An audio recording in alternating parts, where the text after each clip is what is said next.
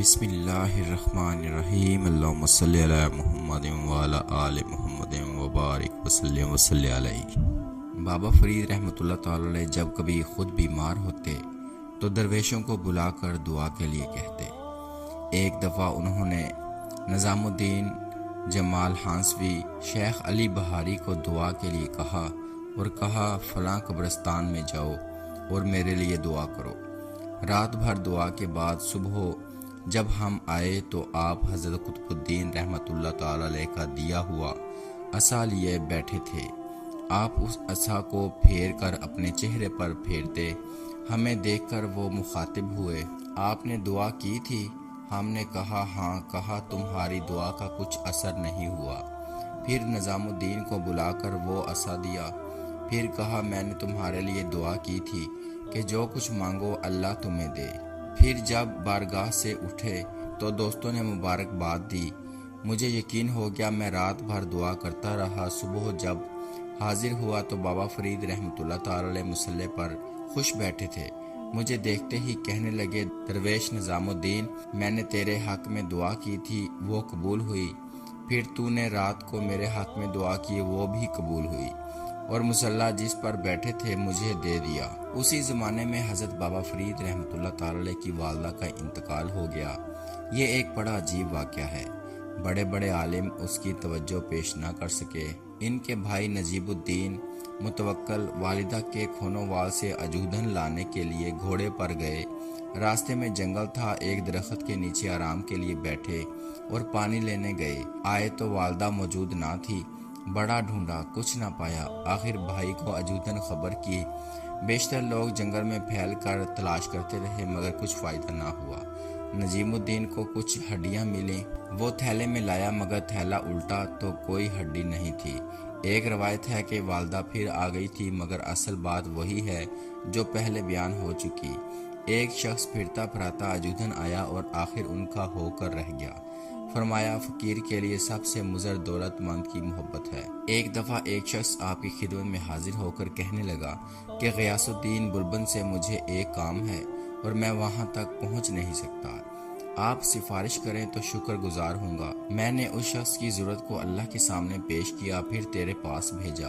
اگر تو اسے کچھ دے گا وہ دین اللہ کی طرف سے ہوگی اور یہ شخص تیرا شکر گزار ہوگا، اور اگر نہیں دے گا تو یہ بندش بھی اللہ کی طرف سے ہوگی اور تو معذور سمجھا جائے گا۔ بلبن کا ایک اور واقعہ ہے کہ سرخ سکون سے بھرے 2 تشت حضرت بابا فرید کی خدمت میں بھیجے۔ آپ نے پوچھا بدر الدین اسحاق، آج لنگر خانے میں کتنی رقم کی ضرورت ہے؟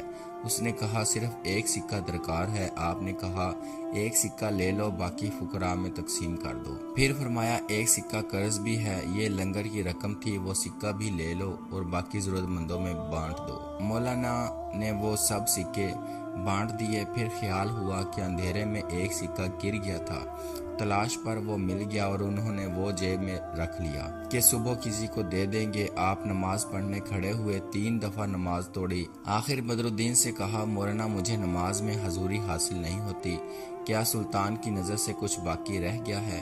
بدر الدین نے کہا 1 سکہ کل کے لیے رہ گیا ہے، کہاں ہے وہ؟ انہوں نے جیب سے نکال کر دیا اور بابا فرید رحمۃ اللہ تعالی نے دیکھ کر اسے دور پھینک دیا کہ یہی بندے اور اللہ کے درمیان رکاوٹ بنا ہوا تھا۔ تمام حاضرین خاموش ہو گئے اور پھر مولانا بدر الدین اسحاق کو کہا مولانا آپ کو کیا ہو گیا تھا؟ درویش ہو کر مادی اسباب پر بھروسہ کرتے ہو، اس کی رضاکی پر یقین نہیں ہے؟ عمر گزری جا رہی ہے اور اب تک توکل کا مفہوم نہیں سمجھے۔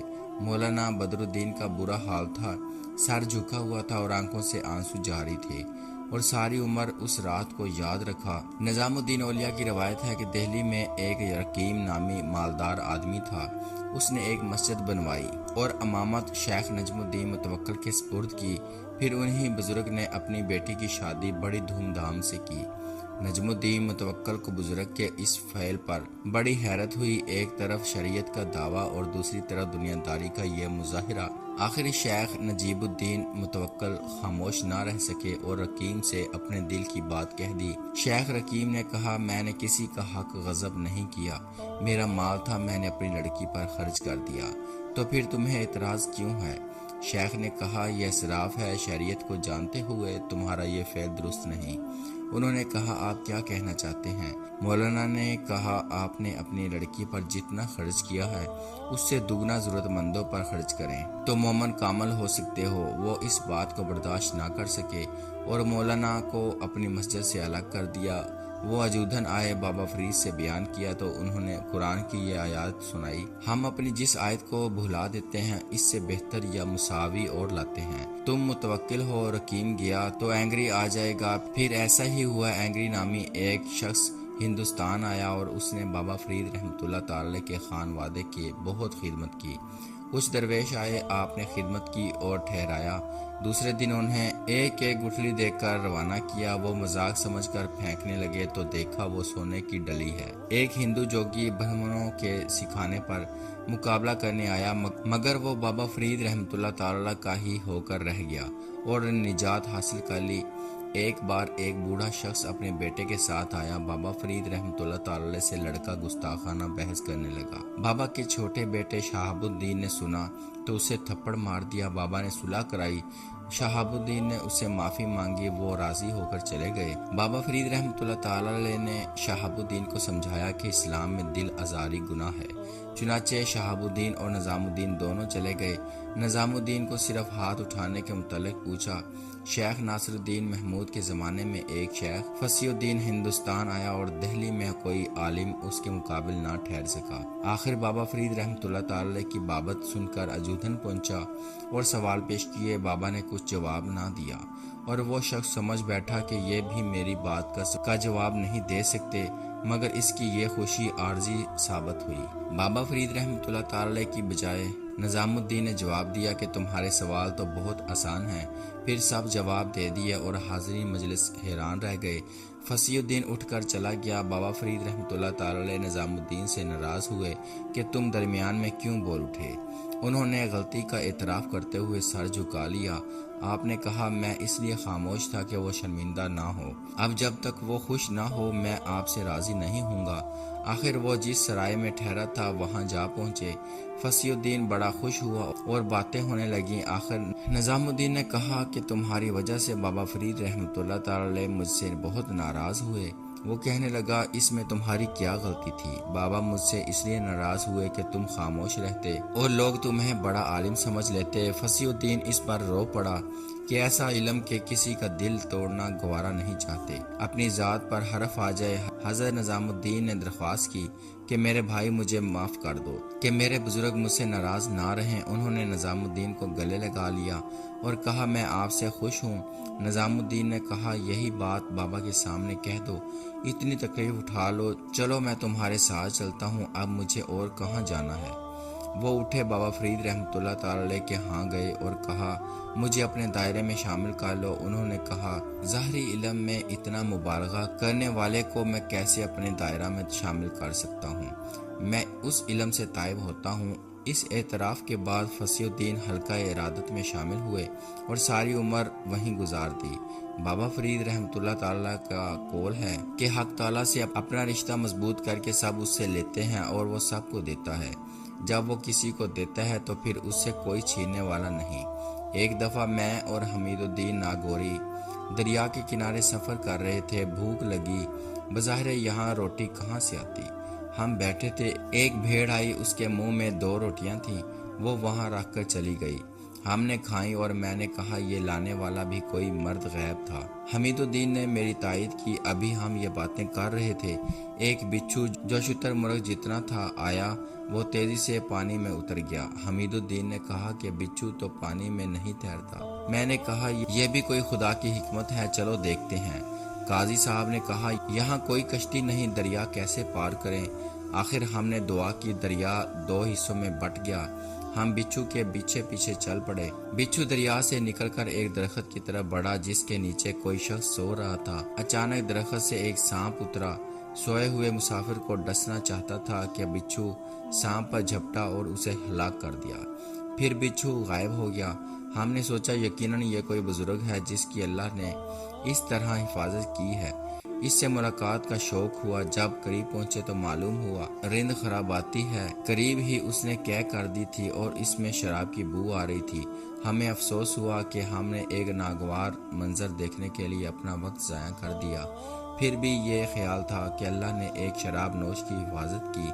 ابھی ہم اسی کشمکش میں تھے کہ ایک غیبی آواز سنائی دی، عزیزو، اگر اللہ صرف 1100 کی حفاظت پر نظر رکھے تو پھر ان گناہ گاروں کی حفاظت کون کرے گا؟ اتنے میں وہ شخص جاگا، سانپ کو دیکھ کر رویا اور آسمان کی طرف منہ کر کے اپنے مالک کو پکارا، بے شک تو کریم ہے، میرے گناہوں کو بخش دے کہ تیری بخشش کے سوا میرا کوئی ٹھکانہ نہیں۔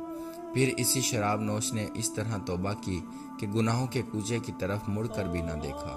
70 حج کیے اور واصلان حق میں اس کا شمار ہوا۔ بابا فرید رحمۃ اللہ تعالیٰ علیہ نے یہ واقعہ سنا کر کہا، جب اس کے کرم کی ہوا چلتی ہے تو گناہ گار بھی پارسا بن جاتا ہے، اور جب اس کے قہر کی آندھی چلتی ہے تو ہزاروں جبہ دوست تار اڑتے پھرتے ہیں، یہاں تک کہ گناہوں کا کیچڑ انہیں آلودہ کر دیتا ہے۔ اس واسطے ہر وقت ڈرتے رہنا چاہیے۔ شیطان اسی لیے مارا گیا تھا، پیوند لگا سادہ لباس پہنتے، لنگر کی موجودگی میں خود کھانا سیر ہو کر نہ کھاتے، خدمت گار لنگر میں سیر ہو کر کھاتے، حافظ قرآن بھی ان میں موجود تھے۔ آپ 95 سال اسی طرح زندگی بسر کرتے رہے، علماء بھی ان کی قدر کرتے تھے۔ ایک عالم دیہاتی ایک دن آیا اور اپنا علم ظاہر کرنے لگا۔ آپ نے اس سے پوچھا، اسلام کے رکن بتائیے۔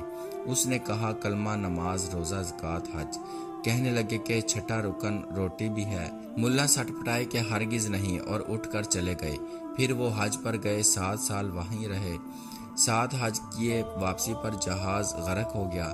ملا ایک تختے پر تیرتے ساحل پر پہنچے، ایک پہاڑ کی غار میں جا بیٹھے، کھانا نہ مل رہا تھا۔